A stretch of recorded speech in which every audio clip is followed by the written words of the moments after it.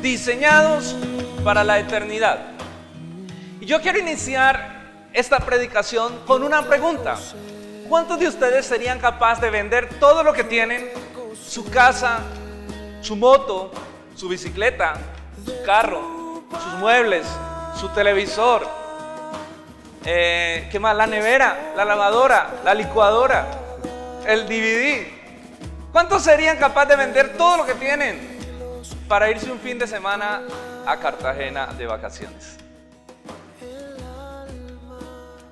¿Cuántos serían capaces de vender todo lo que tienen para irse un fin de semana de esos pues de lujo a Cartagena? ¿Cuántos harían eso? ¿Verdad que parece una pregunta absurda? Parece una pregunta salida de lugar. Pues déjame decirte esta mañana que eso es lo que hacemos cuando nosotros malgastamos nuestra vida viviendo solo para el aquí y para el ahora. Cuando nosotros no tenemos un sentido de eternidad en nuestra vida. Por la ignorancia de los asuntos eternos que hay en su mente, por la ignorancia de que existe una eternidad, la gente concentra toda su vida, todos sus esfuerzos, todos sus recursos en el aquí y el ahora, en lo temporal. Pero nosotros que tenemos un entendimiento abierto por la palabra de Dios, que tenemos un entendimiento restaurado por la verdad de Dios, que conocemos los asuntos divinos, nosotros entendemos lo vano que es esta vida. Entendemos lo absurdo que es desgastar nuestro tiempo, nuestras fuerzas, solamente para construir tesoros terrenales. Jesús dijo, donde esté vuestro tesoro, está vuestro corazón. No se hagan tesoros en la tierra, donde la polilla y el orín lo incorrompen y los ladrones minan y hurtan. Haceos tesoros en los cielos. Entonces, cuando uno empieza a entender la verdad de la eternidad, la vida pierde significado.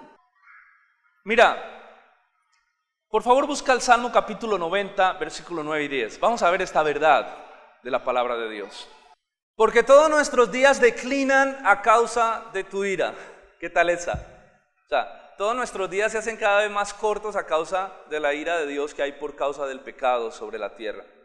Acabamos nuestros años como un pensamiento. ¿Cómo acaban nuestros años? Como un pensamiento. Los días de nuestra edad son 70 años y en los más robustos, o sea, los que les va bien, 80. Con todo, su fortaleza es molestia y trabajo, porque pronto pasan y volamos. El salmista dice, mire, los días de nuestra vida son 70 años. Si a alguien le va bien, llega a los 80. Y si a alguien le dan ñapa, llega a los 90 o un poquito más allá. Pero dice, pero ciertamente son pasajeros, son como un pensamiento, se van como un suspiro. Y además dice, pero además de eso, esos 90, 80 años son pesados y son difíciles, porque estamos en un mundo caído donde la vida es compleja, ¿verdad? Donde hay problemas, situaciones difíciles, donde hay muerte, donde hay enfermedad. Entonces aún esos 80 o 90 años son años de dolor y de sufrimiento en este planeta. Pero dice el salmista que la vida se va como un pensamiento, se va como un ¿qué? Suspiro. Santiago 4:14 dice así: cuando ustedes no saben lo que será mañana, porque ¿qué es vuestra vida?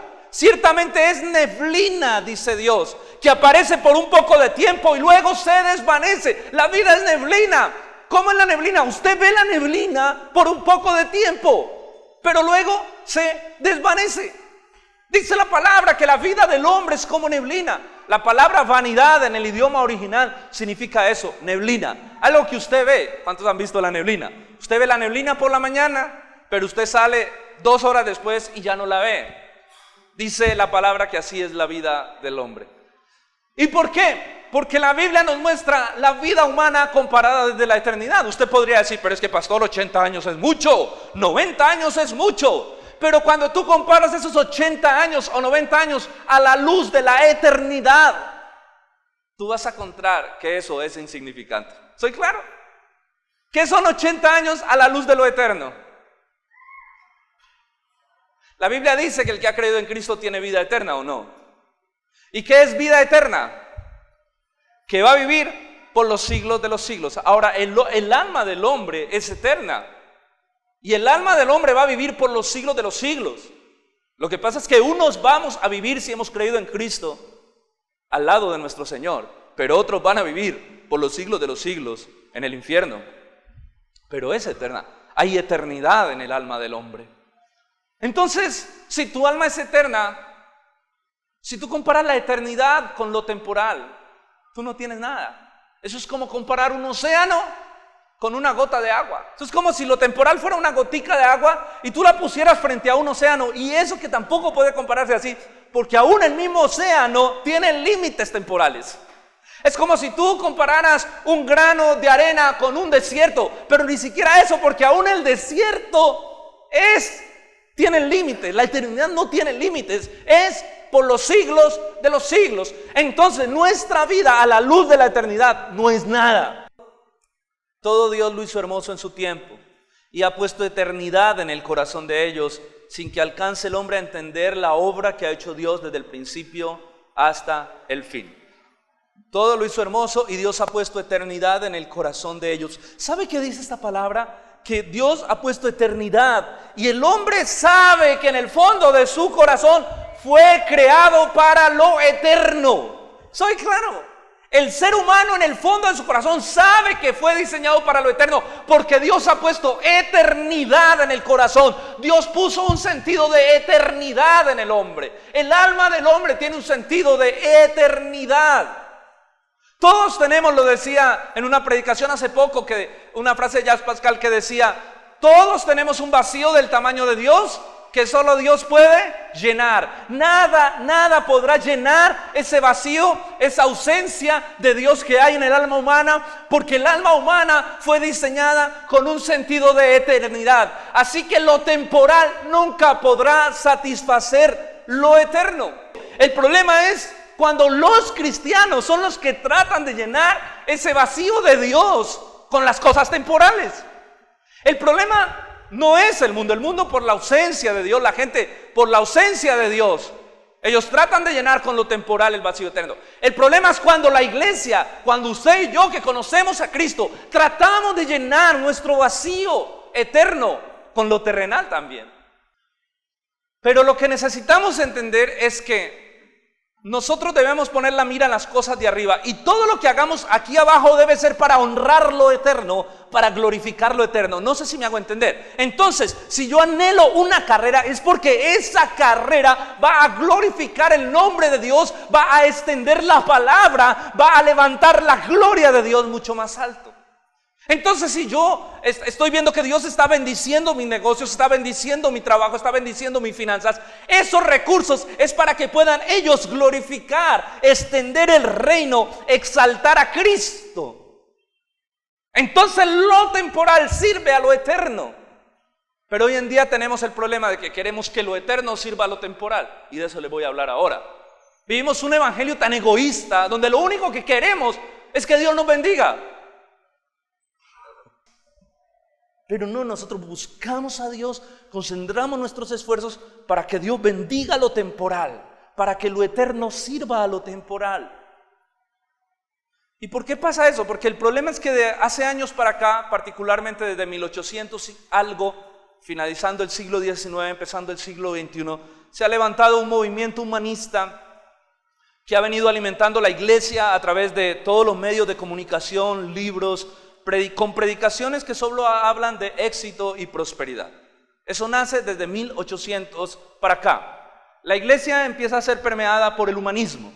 Entonces nosotros crecemos en una cultura evangélica totalmente humanista, donde lo eterno sirve a lo temporal. Tú llegas al evangelio y entonces con el propósito de que Dios te bendiga, de que Dios te ayude, de que Dios te exalte, de que Dios te haga exitoso, de que Dios te haga próspero.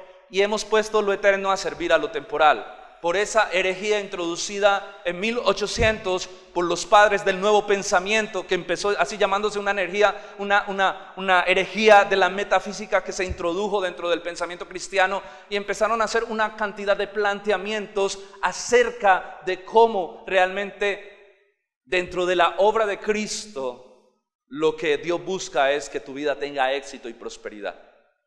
¿Sabe por qué es tan urgente que nuestra mente empiece a pensar en lo eterno? Porque nuestro corazón es una fábrica de ídolos. Nuestro corazón es una fábrica de ídolos.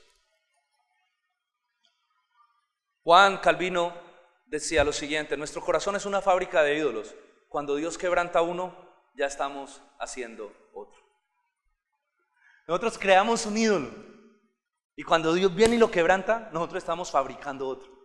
Nuestro corazón, ustedes han leído ese versículo que dice en Jeremías 17:9, apúntelo: engañoso es el corazón más que todas las cosas y perverso, ¿quién lo conocerá? ¿Y por qué? Todos nacemos con un sentido, un deseo de adorar algo. Todos nacemos con eso. Todo ser humano tiene innato en él un deseo de adorar algo, un sentido de adoración. Por eso es que en esas tribus donde nunca les han hablado de que existe un Dios, cuando llegan a esas tribus se encuentran que esas tribus están adorando algo. Están adorando el sol, la luna, una vaca, un animal, o a otro man ahí de la tribu, una piedra. Sí, están adorando algo. ¿Por qué? Porque el ser humano fue criado con una necesidad, un deseo de adoración en el fondo de su alma. Tenemos que adorar algo o alguien. O si no tenemos algo o alguien, pues nos adoramos a nosotros mismos. Creamos un ídolo alrededor de nuestra propia vida. El ser humano necesita convertir algo en su pasión. O sea, nosotros necesitamos que algo sea la pasión para vivir, ¿sí? Nosotros no podemos. ¿Usted se imagina qué es la vida sin una pasión? La vida es aburrida. Esa gente que no tiene motivación de nada. Celio, ¿qué te motiva? Nada. No, la vida del hombre necesita una pasión para vivir, ¿verdad? Nosotros necesitamos una pasión para despertarnos con esa pasión en la mente, en nuestro corazón. Todos los llamados de mi nombre, para gloria mía los he creado, los formé y los hice. Todos los llamados de mi nombre, para gloria mía los he creado, los formé y los hice. Dios nos creó para su gloria. Dios creó al hombre para que lo glorifique, para que le exalte. Así que la adoración está dentro del diseño humano, dentro de la formación, dentro de lo que Dios hizo. Dios nos hizo a su imagen y semejanza y puso un profundo deseo de adoración en el corazón humano. Pero como el hombre en su entendimiento entenebrecido ignora esa verdad, entonces fabrica ídolos temporales para que sacíen su corazón. Como no hay deleite en lo eterno, entonces se busca deleite en lo temporal. Hermano, escuche esto: cuando no hay deleite en lo eterno, no hay otro lugar a donde ir sino a lo temporal. El problema de nosotros los hijos de Dios con el pecado que acecha nuestra vida es lo siguiente. El problema que nosotros tenemos con el pecado, cuando nos aferramos al pecado, cuando no podemos soltar el pecado, es porque nosotros no estamos encontrando deleite en Dios. Y como no estamos hallando deleite en Dios, nosotros necesitamos algo que supla ese deleite. Entonces buscamos en los placeres terrenales. Empezamos a idolatrar algo para que supla esa falencia de nuestro corazón. ¿Y sabe cuál es el problema?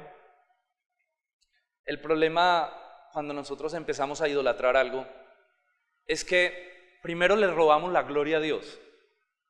Segundo, nos hacemos un daño terrible nosotros mismos, porque nuestra alma empieza a pervertirse. Y tercero, ¿sabe qué es otra de las cosas peores? Que tú terminas destruyendo tu propio ídolo. Hay gente que empieza a adorar una relación. No, nuestro ídolo es una pareja.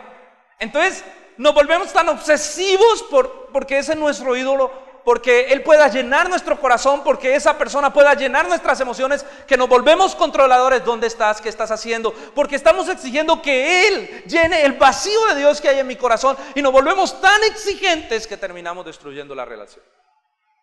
Terminamos destruyendo nuestro propio ídolo. Porque hay una teología confesional y hay una teología práctica o funcional. Y en últimas, lo que tú realmente crees es lo que haces. Hay cosas que nuestra mente sabe que a nuestro corazón le cuesta creer tanto. Por eso tenemos esa dicotomía, ese problema. Porque hay cosas que nuestra mente sabe, pero a nuestro corazón le cuesta creer y hacerlas. Porque nuestro corazón es engañoso. Por eso, lo que sabemos de Dios tiene que trascender el intelecto y formar nuestro carácter. Si lo que usted sabe de Dios se ha quedado en su intelecto, usted está grave todavía. semejantes a ellos son los que los hacen, y cualquiera que confía en ellos. Semejante a su ídolo es el que lo hace o el que confía en él. Nosotros terminamos pareciéndonos a lo que estamos adorando. El propósito de un ídolo es capturar tanto tu corazón, tu mente, que tú termines convirtiéndote en lo que es tu ídolo. Por eso, mis hermanos, necesitamos entender que no fuimos diseñados para esta tierra. No es tu diseño, no es tu diseño. Estás aquí de paso. No puedes dejar que tu alma se apegue a esto. Necesitamos entender que fuimos creados para lo eterno. Fuimos creados para adorar y honrar y glorificar, únicamente exaltar el nombre de Dios. Todo lo que somos, todo lo que tenemos, todo lo que logramos hacer en esta tierra tiene solo un propósito: adorar y honrar a Dios y extender su reino. Punto. Nada en esta vida merece nuestra satisfacción. ¿Usted se ha dado cuenta que cuando usted conoce a Cristo, empieza a tener una relación profunda con Él, su corazón empieza a arder tanto por su presencia, por su palabra, que usted ya no encuentra en nada más que no sea eso deleite? Usted no solo encuentra deleite en su presencia, en su palabra, y es un deleite profundo que usted quiere más, y usted quiere estar con Él, porque Dios satisface el alma, el corazón humano. Dice la palabra: en su presencia hay deleites a su diestra para siempre. Nada en esta vida merece tu atención. Nada en esta vida merece nuestra adoración. Nada en esta vida merece nuestro tiempo y nuestro esfuerzo como Dios lo merece. El mismo Salmo 115 versículo 1 dice: no a nosotros, oh Dios, sino a tu nombre sea dada la gloria. No a nosotros, oh Dios, no a nosotros.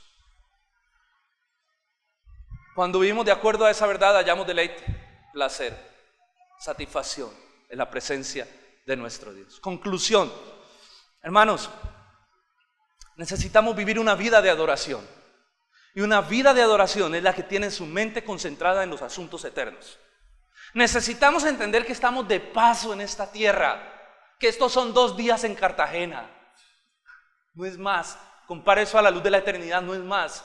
Así que Dios nos puso en esta tierra con el propósito de glorificar su nombre y cumplir su propósito los años que estemos parados sobre esta tierra. Ese es el propósito fundamental de Dios con tu vida. Y termino diciendo lo que el texto de Primera de Juan termina diciendo: no améis al mundo ni las cosas que están en el mundo. Si alguno ama al mundo, el amor del Padre no está en él. Porque todo lo que hay en el mundo, los deseos de la carne, los deseos de los ojos y la vanagloria de la vida, no provienen del Padre, sino del mundo. Y escuche esto: y el mundo pasa y sus deseos, pero el que hace la voluntad de Dios permanece para siempre. De 2 filos y que penetra el